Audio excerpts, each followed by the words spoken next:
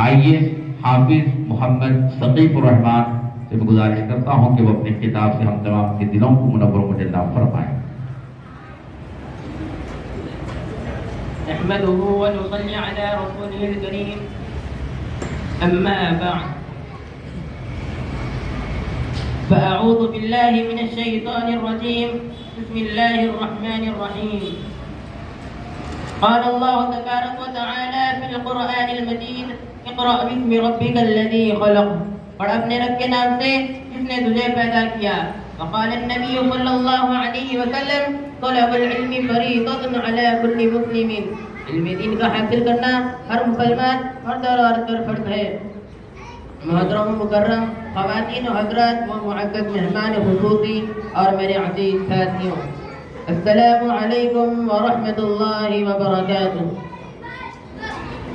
آج اس مبارک موقع پر میں ایک تقریر سنانا چاہتا ہوں۔ میری تقریر کا عنوان ہے دینی تعلیم و طالب علم کی فضیلت۔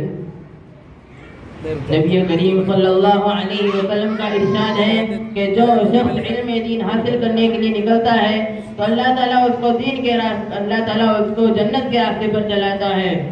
اور طالب علم کے لیے فرشتے اپنے پروں کو بچھا دیتے ہیں، اور طالب علم کے لیے ہر وہ چیز جو آسمانوں میں ہے اور جو زمین میں ہے اور جو پانی میں ہے، یہاں تک کہ سمندر کے مچھلیاں تک دعائے مغفرت کرتی ہیں۔ امام شافعی رحمۃ اللہ علیہ بچپن میں یتیم ہو گئے تھے، اور ان کے والدہ کے پاس ان کو تعلیم دلانے کے لیے کوئی انتظام نہیں تھا، تو امام شافعی رحمۃ اللہ علیہ بڑے جانوروں کی ہڈیاں تلاش کرتے، پھر ان کو صاف کرتے اور ان پر احادیث و مسائل لکھ کر ان کو یاد کرتے تھے۔ بتاؤ کون کہہ سکتا تھا کہ ایک ہڈیاں تلاش کرنے والا بچہ ایک دن اتنا بڑا امام بنے گا؟